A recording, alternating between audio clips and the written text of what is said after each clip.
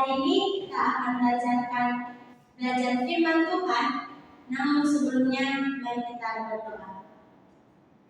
Tuhan Yesus, terima kasih buat pertolongan Tuhan pada hari ini, semua karena kasih anugerah Tuhan dalam kehidupan kami. Tuhan, pada saat ini kami akan belajar firman-Mu. Engkau berkati hamba-Mu yang akan menyampaikan firman-Mu, dan Roh Kudus-Mu yang memimpin hamba-Mu agar apa yang hamba-Mu sampaikan sesuai dengan kebenaran firman-Mu. Tuhan, inilah doa kami. Engkau sudah berdoa dan mengucap syukur. Haleluya. Amin. Saudara-saudari yang terkasih dalam Kristus, pada hari ini kita akan belajar firman Tuhan dari Yohanes 15 ayat yang ke-12. Saya akan membacakannya. Beginilah firman Tuhan. Inilah perintahku, yaitu supaya kamu saling mengasihi seperti aku telah mengasihi kamu. Nah, saudara-saudari yang terkasih, dalam Yohanes 15 ayat yang ke-12 ini merupakan bagian dari ajaran Yesus kepada para muridnya. Ya, dalam konteks pengajarannya tentang cabang dan pokok anggur di dalam pasal yang ke-15 ini. Dan dalam ayat ini, saudara-saudari, Yesus memberikan perintah yang mendalam dari inti ajarannya tentang kasih. Sebelum ayat ke-12 ini, Yesus telah menggambarkan terlebih dahulu hubungan antara dirinya dan para murid sebagai hubungan antara pokok anggur dan cabangnya.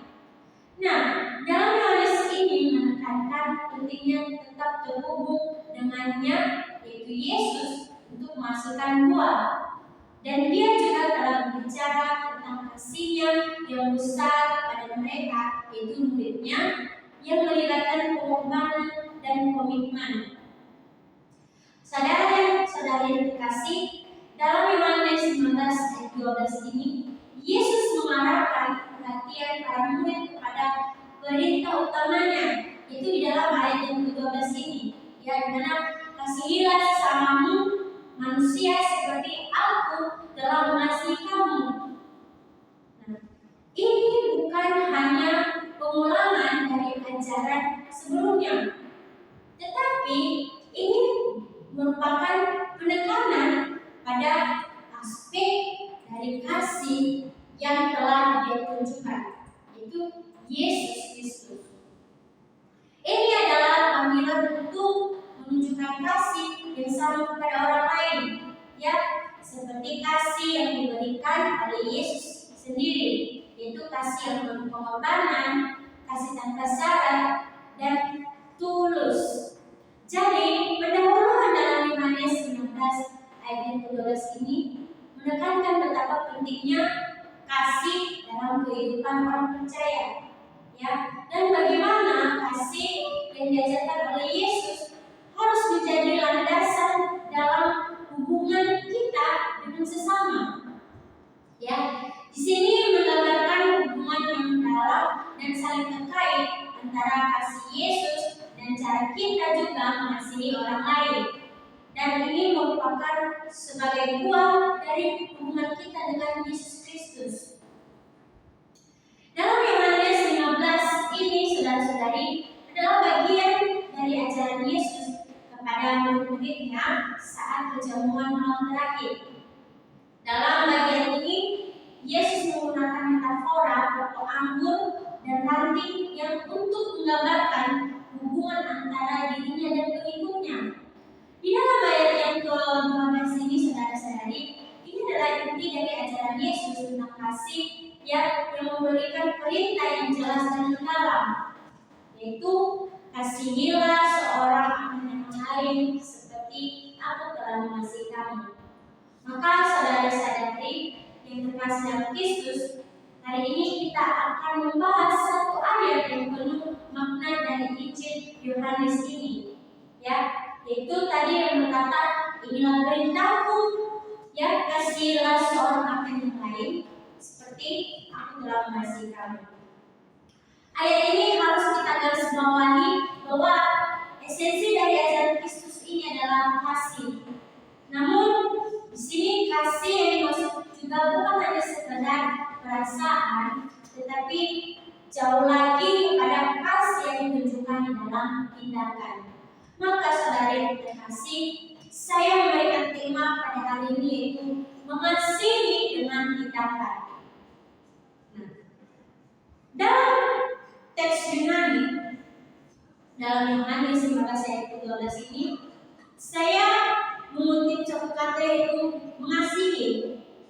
Dalam bahasa Yunani mengasihi adalah agapao.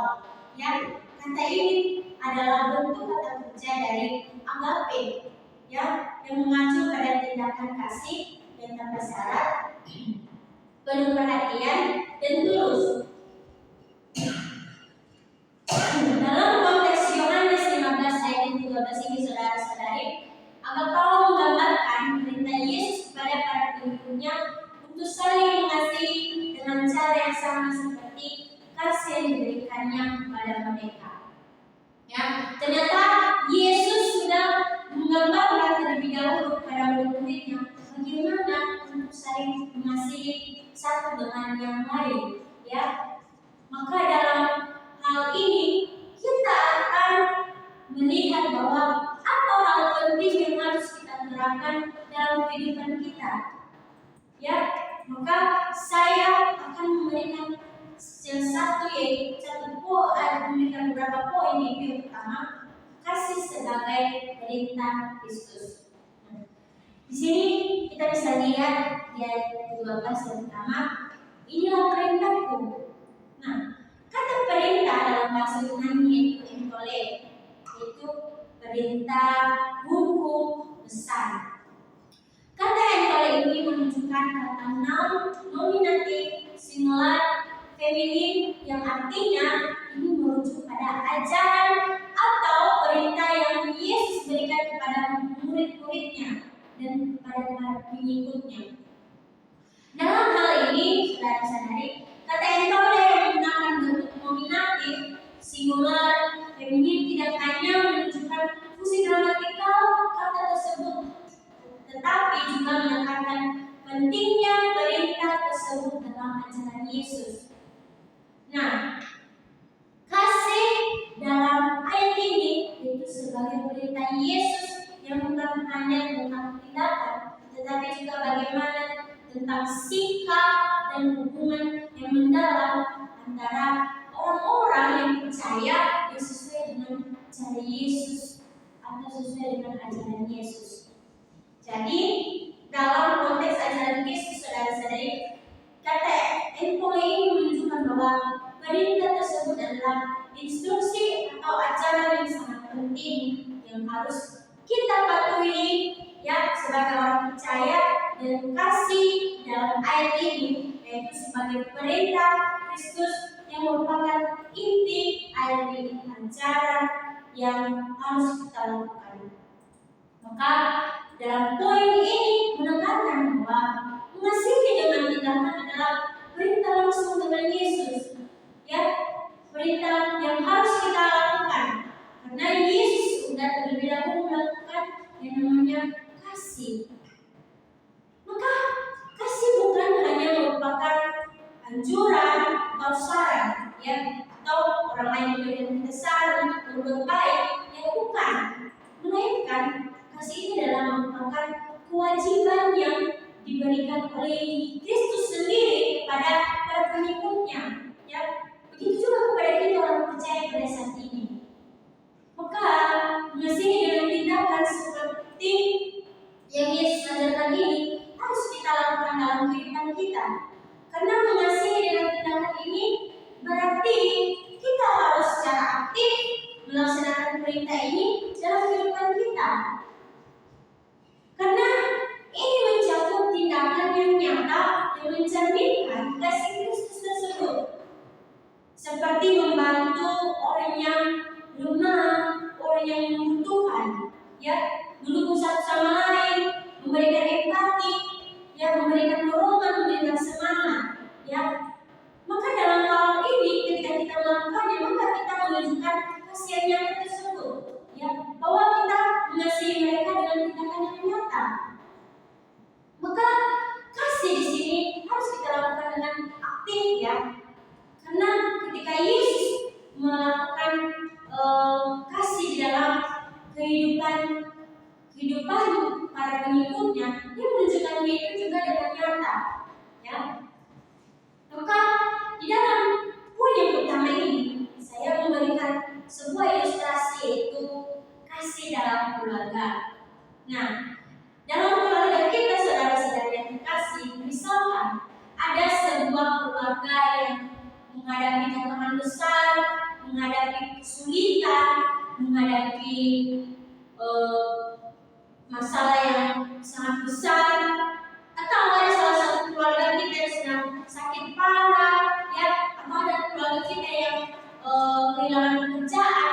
Nah, pasti dalam situasi ini kita harus mengingat bahwa ada perintah Kristus yang harus kita lakukan, ya. Seperti di dalam ayat 12 ini, apa sih perintahnya itu? Itu perintah kita untuk mengasihi sesama. Nah, maka ketika kita mengingat bahwa kita harus mengasihi sesama, maka kita harus menunjukkan kasih sayang kepada keluarga kita, ya. Misalnya kita memberikan dukungan doa, kita memberikan perhatian ketika keluarga kita sakit, kita memberikan perhatian, ya, kita merawat, ya, kita tidak membiarkan, tapi kita menunjukkan kasih bahwa Kristus juga telah mengajarkan kita bagaimana kasih itu untuk kita lakukan. Ya, ketika ada orang yang susah dalam keluarga kita, dia kehilangan pekerjaannya, apa yang harus kita lakukan? Kita harus mendorong dia supaya dia semakin percaya bahwa Tuhan bisa mampukan dia untuk melewati segala hal yang dia hadapi. Ya, bahwa Tuhan itu tidak pernah meninggalkan setiap orang yang menghadap padanya. Nah, ketika kita menunjukkan kasih dengan saling membantu mereka, mendorong mereka, maka mereka juga akan merasakan bahwa ternyata ada kasih Kristus yang nyata dalam hidup mereka, ya, bahwa ada Kristus yang benar-benar ada dalam diri mereka untuk terus mendorong mereka selalu mengandalkan Tuhan. Nah, ketika dalam keluarga kita juga mengalami masalah yang sangat besar, ya, pertemuan yang sangat besar, ya, kita menunjukkan kasih itu dengan saling mengingatkan mereka bahwa kita harus tetap berharap sama Tuhan, ya. Kita memberikan dorongan kepada mereka, memberikan kepedulian, ya.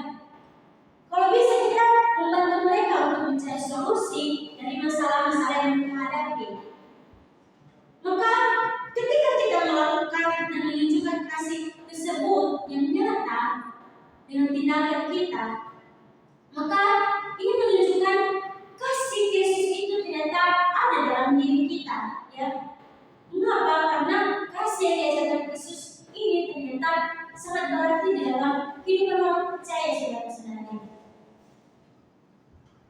Maka mari kita memiliki tindakan nyata yang penuh perhatian dan kepedulian untuk kita saling mengasihi.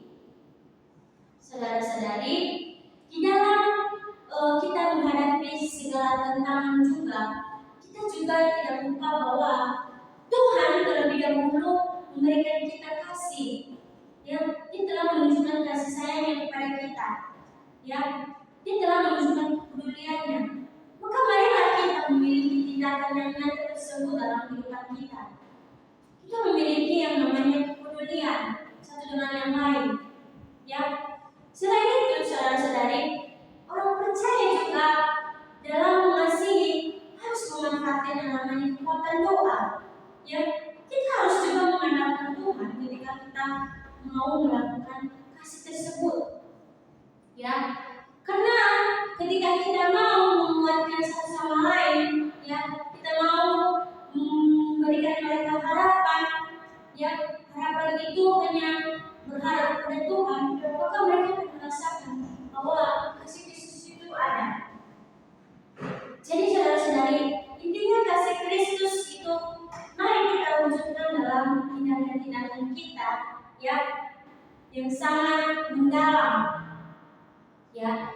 Maka ketika keluarga kita menghadapi masa-masa sulit, ya, mereka menghadapi keadaan yang tidak enak atau segala macam, maka kita harus terus mengingatkan bahwa ada kasih Kristus yang nyata dalam kehidupan kita, dan marilah kita sama-sama melakukan kasih itu dengan tindakan yang nyata.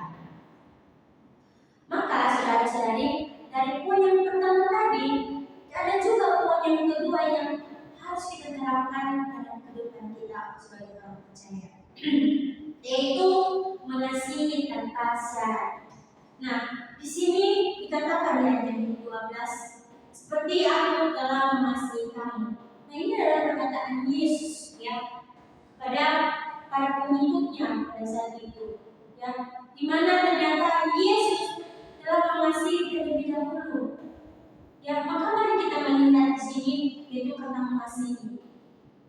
Ya, kata yang mengasihi dalam bahasa Yunani yaitu agapao, yang berarti mengasihi, menunjukkan kasih, ya, dan menyukai. Kata agapao ini menggunakan kata kerja verb indikatif, aorist aktif, dan satu pesan singular, yang artinya ini menunjukkan bahwa Yesus memberikan perintah kepada para pengikutnya untuk mengasihi satu sama lain dengan kasih yang sama seperti kasih yang telah diberikannya kepada mereka.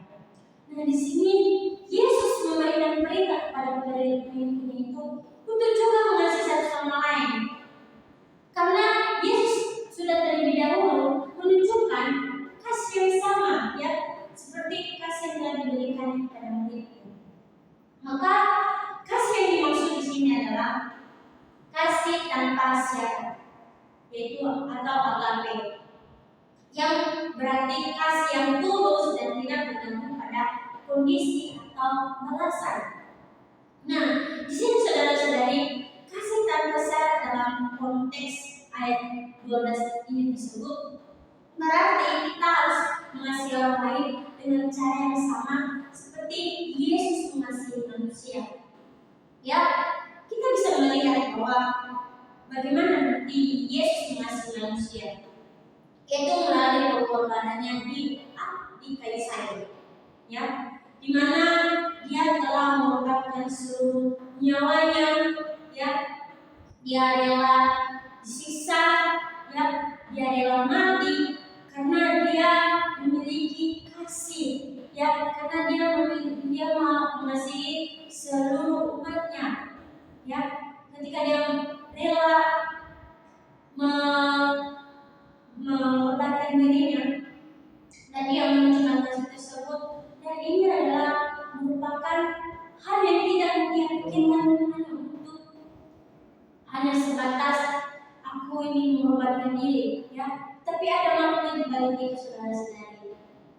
Kasih Yesus adalah kasih yang sangat tulus, ya, dan kasih Yesus juga adalah kasih yang tak terbatas, yang tidak bergantung pada apakah seseorang layak menerima kasih ataupun tidak, tapi Dia terus melakukan itu.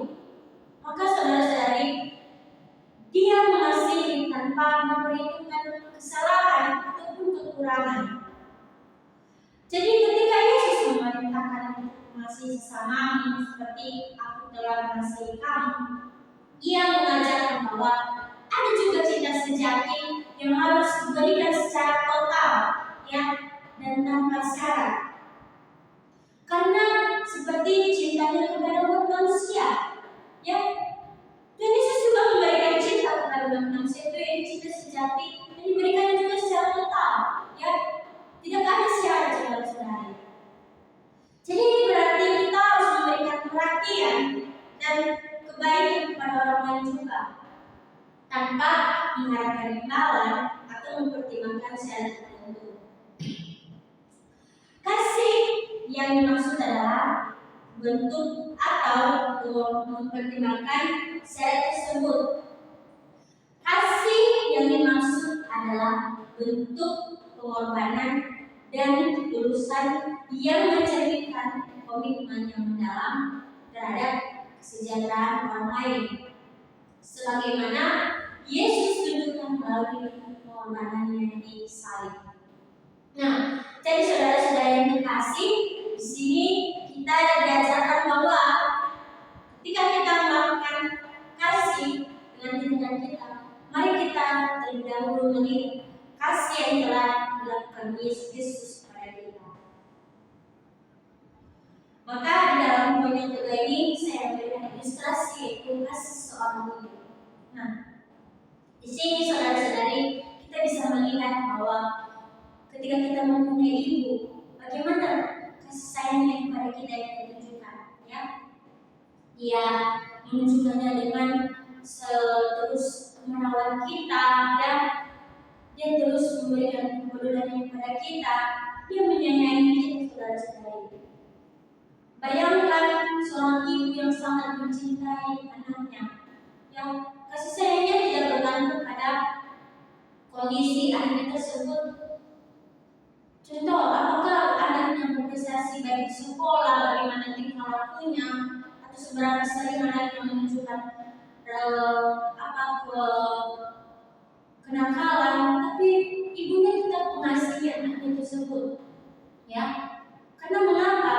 Kasih seorang ibu ini itu tidak bergantung pada apakah ada syarat yang harus dilakukan dulu baru saya mau mengasihi anak saya, tidak, ya. Tetapi dia melakukan itu dengan tulus, karena dia memiliki yang namanya cinta dan sayang kepada anaknya.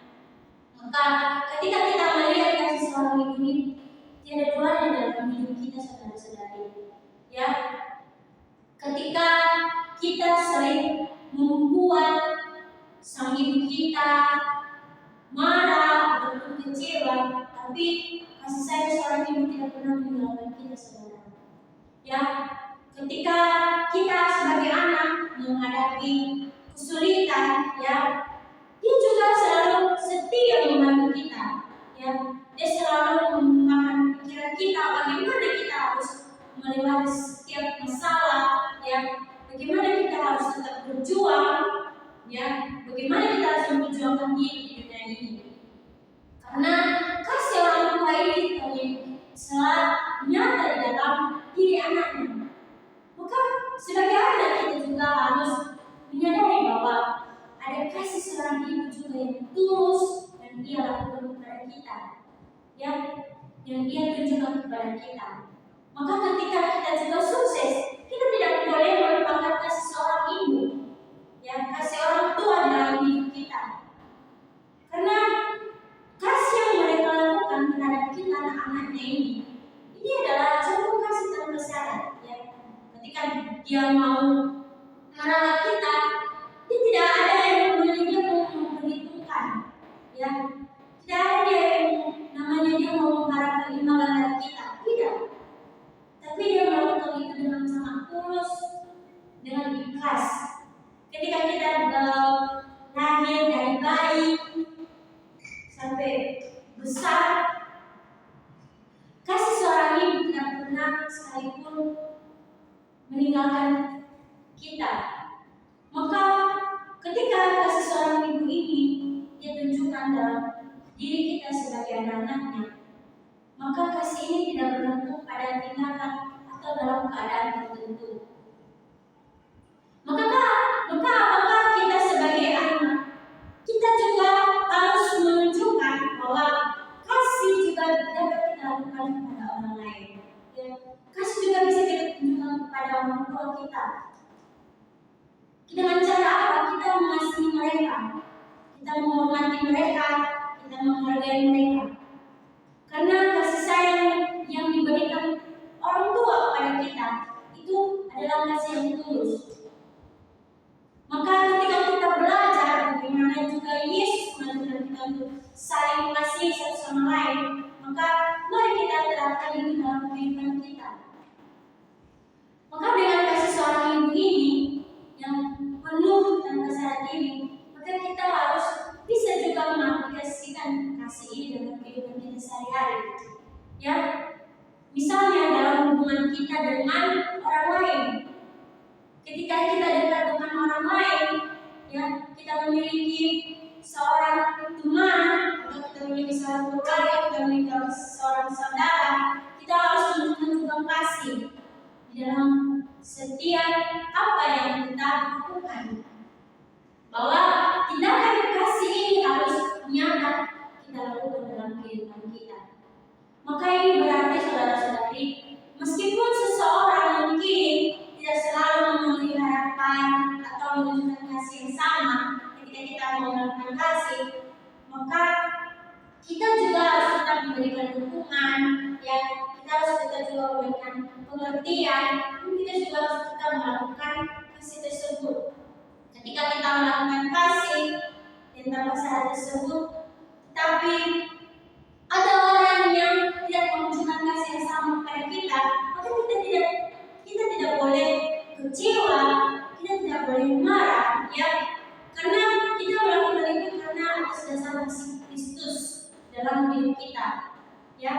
Kita tidak boleh memikirkan hal-hal yang ketika kita melakukan kasih tidak dibalas dengan hal yang sama, tidak teman-teman, tidak saudara-saudari yang terkasih, ya, karena di dalam ayat ini kita diajarkan bahwa ketika kita melakukan kasih tersebut, kita harus melakukannya dengan mengasihi tanpa syarat, ya. Ketika dalam situasi apapun, ya, mari kita menerapkan kasih tersebut, ya, dengan menerima diri sendiri juga, ya. Kita juga harus menerima dengan segala kekurangan, ya, segala kelemahan, ya, dan juga segala kelebihan. Maka kasih itu dapat kita wujudkan dalam kehidupan kita. Dan kasih ini juga tidak boleh kita lupakan dalam kehidupan kita sehari-hari.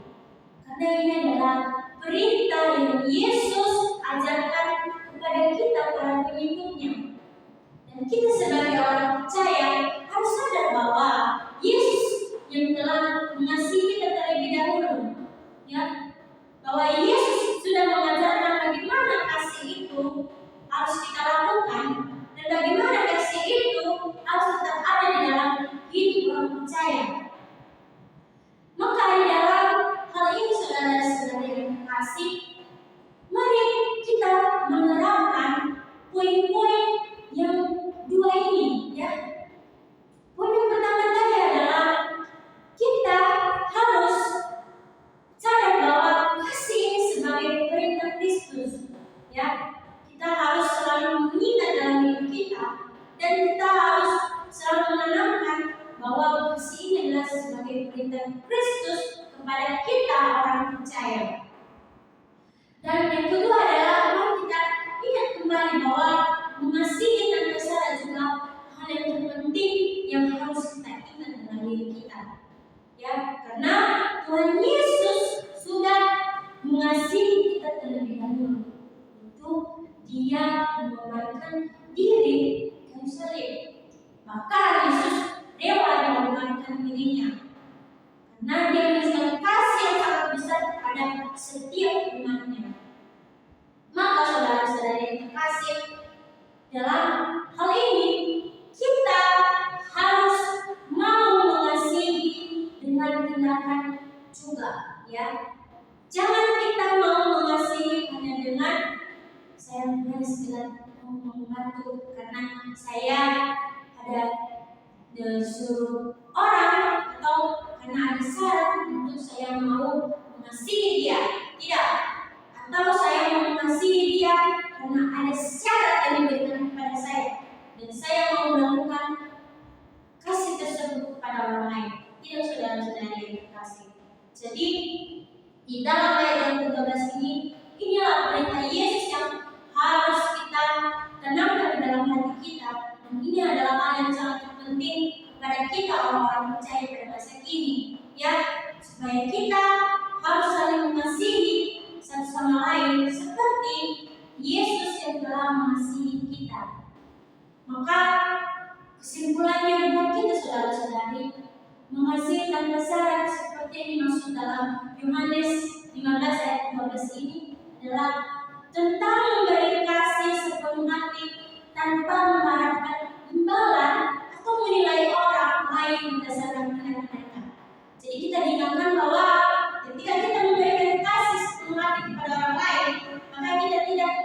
ketimpangan, dan kita tidak menilai orang lain berdasarkan tindakan mereka. Dan ini adalah bentuk kasih yang meniru kasih yang diberikan Yesus pada kita, ya, kasih yang melampaui batas dan syarat, serta kita harus berfokus pada kebaikan Tuhan Yesus dalam kehidupan kita.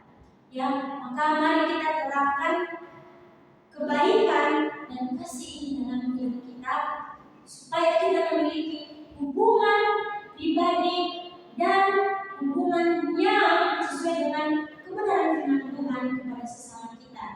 Maka kita tidak boleh lupa bahwa ini merupakan inti dari ajaran Yesus mengenai kasih untuk para pengikutnya pada kita orang percaya.